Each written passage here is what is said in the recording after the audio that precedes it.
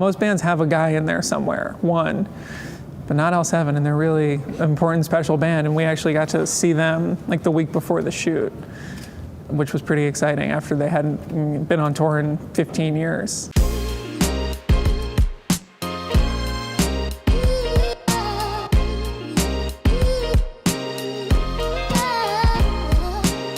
The sort of like bulk of the writing of the movie was done because of and around the 2016 Guns N' Roses reunion. Because when I was thinking about their reunion and listening to podcasts about it, and then seeing it and being moved, and seeing like Axl, Slash, and Duff taking a bow on stage together after, 20 some odd years, I was like, I know what this movie is now.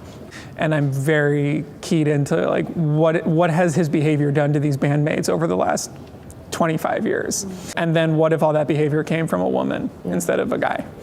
This role was very, very challenging. I know that's like kind of what all actors say about roles.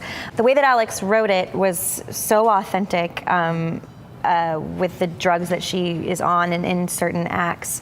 It was just literally hard to remember the lines. It was hard to say them. The speed with which she spoke, the thoughts that made sense in her mind but in nobody else's that connect. So it was really difficult, and this required a lot of energy that I don't usually have. So it was very challenging, but it was fun too. I had to listen to a lot of stuff that I didn't listen to, that I'd never listened to before, and watch a lot of stuff. But I was more into like classical music. I was like a ballet dancer and listening to like jazz. So I could name you like any like Gershwin song, but I couldn't tell you like who Nirvana was. Now I know that's cool. At the time it wasn't cool.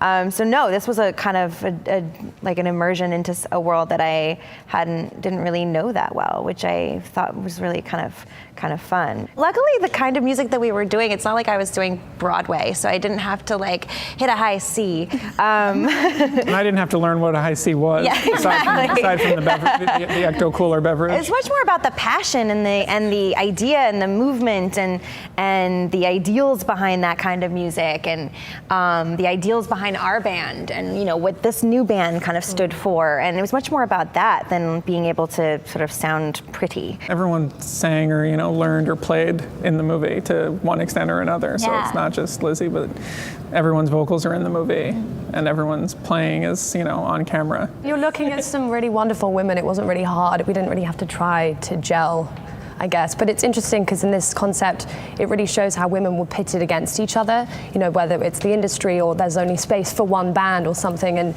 to be able to, in the film, come through that and all be there to support, well, especially your character the most, through addiction and coming together, I think was a really beautiful journey that we captured. One of the interesting things about our film is that we don't follow the rise of her or her band, we follow the demise. So it starts with her starting that descent and that band starting to lose their grip on their place in music. So that enabled us to really kind of get into and show the effect that addiction has on the people around you and the people around her. That's why this cast was so important to sort of fill out in this incredible way that we were able to do it, because the stories around her of how people are affected by her addiction are just as important as her story of her own addiction.